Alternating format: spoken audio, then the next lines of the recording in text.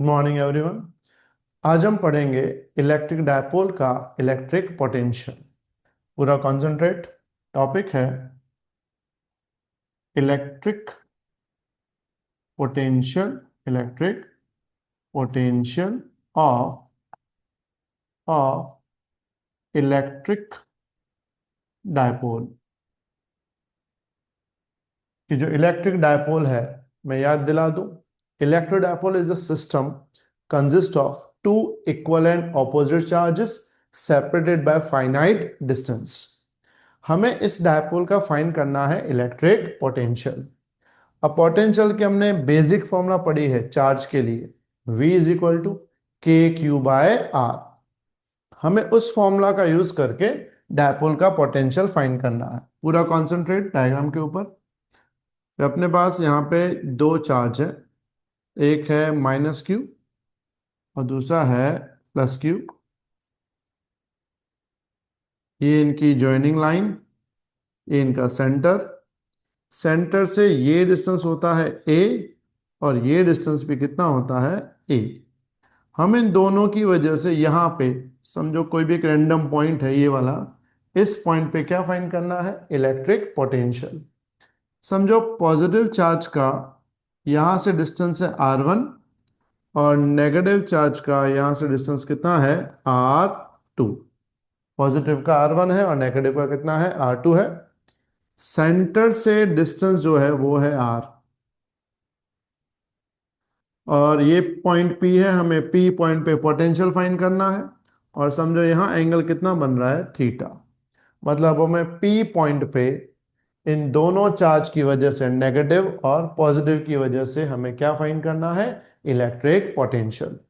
तो यहाँ पोटेंशियल मिलेंगे दो, V is equal to V1 plus V2, जिसमें V1 जो है पॉजिटिव चार्ज का पोटेंशियल और V2 नेगेटिव चार्ज का। V1 की जगह लिखेंगे के क्यू बाय R1 और V2 की जगह लिखेंगे माइनस में, क्योंकि दूसरा चार्ज नेगेटिव है ना, तो माइनस में के क्यू बाय R2। दोनों में से के क्यू कॉमन, तो बचेगा 1/R1 माइनस 1/R2। इसको दे देंगे इक्वेशन नंबर 1। है तो क्लियर? एक बेसिक सिंपल, लेकिन हमें इसमें ये जो R1 R2 है, ये एक पॉजिटिव से डिस्टेंस है और एक नेगेटिव से डिस्टेंस है। हमें इन दोनों डिस्टेंस को बीच वाले R के फॉर्म में लाना है। तो उसके लिए हमें थोड़ा बहुत वेक्टर एडिशन आना चाहिए। हमने chapter number 3 standard number 11th में हमने पढ़ा था फिजिक्स में, पैरेललोग्राम मेथड, कि दो वेक्टर्स का रिजल्टेंट क्या होता है, under root A square plus B square plus 2ab cos theta. हम यहाँ पे वही यूज करेंगे। अगर तुम ध्यान से इसमें स्मॉल ए, R1 और R को देखो तो एक ट्राइंगल बना रहा है, R1 A और R। तो हम वेक्टर फॉर्म में लिखते हैं R is equal to R1 plus A. क्या लिखते हैं, R is equal to R1 plus A. इसमें अगर मैं R1 को सब्जेक्ट बनाऊं तो R1 मिलेगा R माइनस ए। फिर इसका मैग्नीट्यूड निकालें तो मैग्नीट्यूड हम पैरेललोग्राम मेथड्स निकालेंगे। R1 is equal to under root R square plus a square minus 2RA cos theta. क्या फॉर्मूला लगेगी, R1 is equal to under root R square plus a square minus 2RA cos theta. इस root को सामने square ले लें तो R1 square is equal to R square plus a square minus 2RA into cos theta. जो right side वाले term है सब में से R स्क्वायर कॉमन, तो यहां R स्क्वायर कॉमन तो बचेगा 1 plus a square bye R square minus 2RA cos theta divide bye R square. क्या किया ध्यान से हमने, देखो यहाँ पे, एक सेकेंड, शायद ये फोकस हट गया है। क्या वो, इसको फोकस को,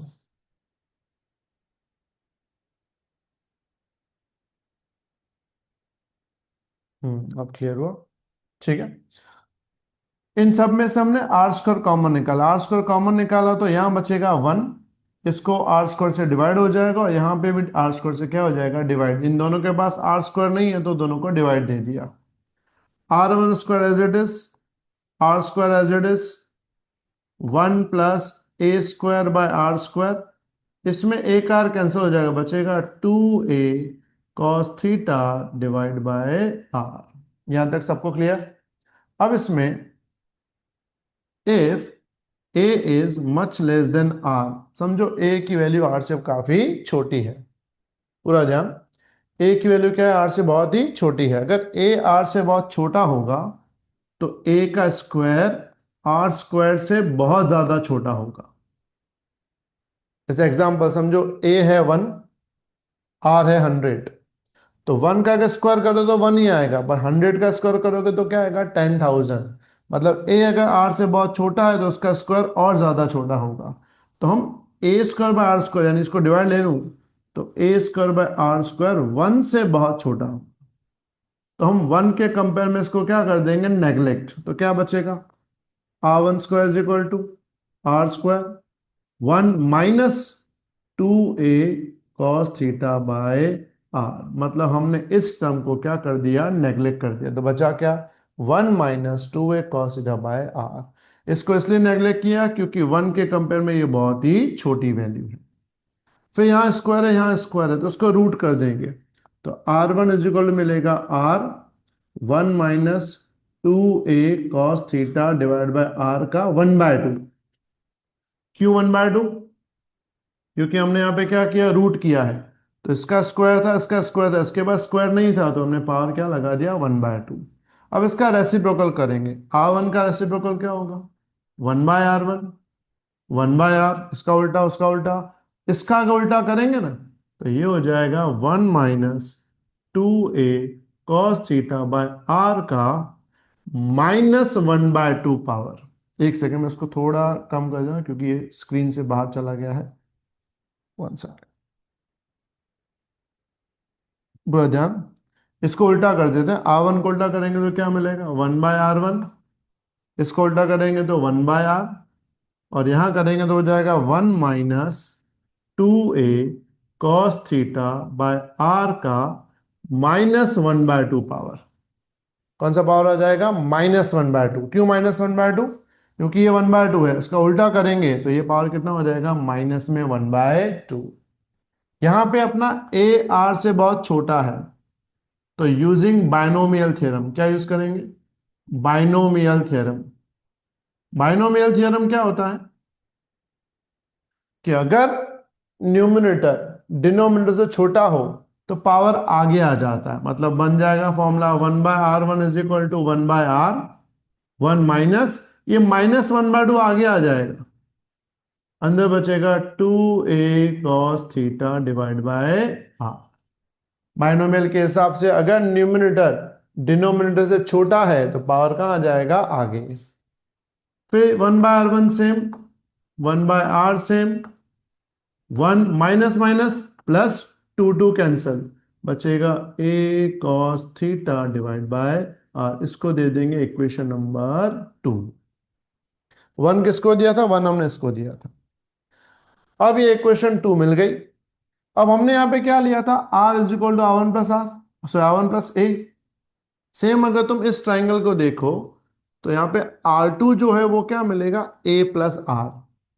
यानी हम लिख सकते हैं डायग्राम के हिसाब से R2 क्या होगा, R प्लस ए।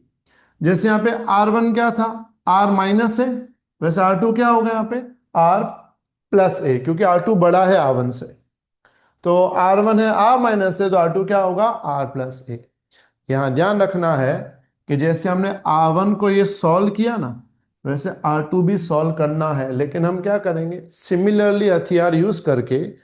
जैसे कि r माइनस ए का आंसर ये आया प्लस में, वैसे प्लस का आंसर माइनस में डायरेक्ट लिख देंगे। मतलब इसको हम डायरेक्ट लिखेंगे 1/r2 is equal to 1/r1 minus a cos theta by r. मतलब यहां पे हम डिराइव नहीं करने बैठेंगे, डिराइव सेम ऐसे ही करना पड़ेगा, लेकिन हम क्या लिखेंगे, सिर्फ similarly.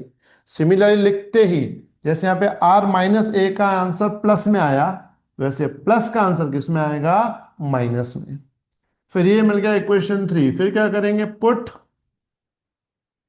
Third and second equation in first, इसमें डाल देंगे थर्ड और सेकंड को फर्स्ट में डाल देंगे। तो फर्स्ट इक्वेशन ये थी अपनी, v इज इक्वल टू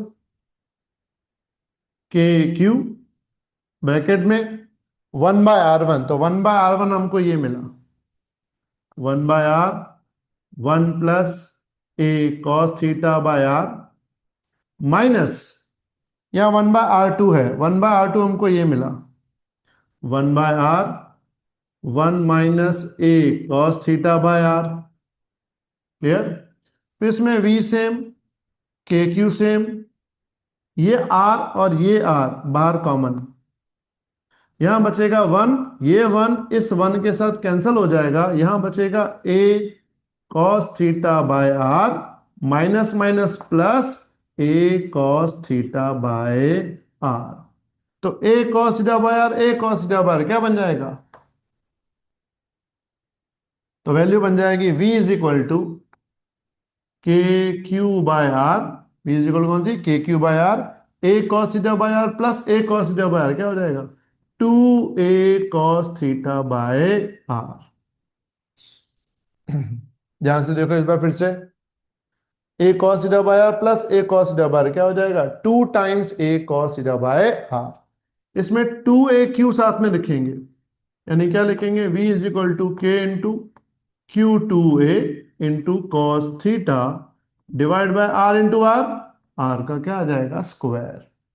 वैसे याद दिला दूं, Q2a डायपोल मोमेंट P होता है, तो V क्या बन जाएगा, K P cos theta by are square. तो पोटेंशियल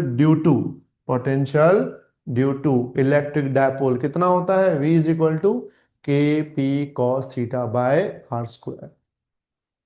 ये जो फॉर्मूला है ये सारे एंगल्स के लिए एप्लीकेबल है, मतलब डायपोल में थीटा की वैल्यू कुछ भी दी हुई हो हमेशा ये लग जाएगा।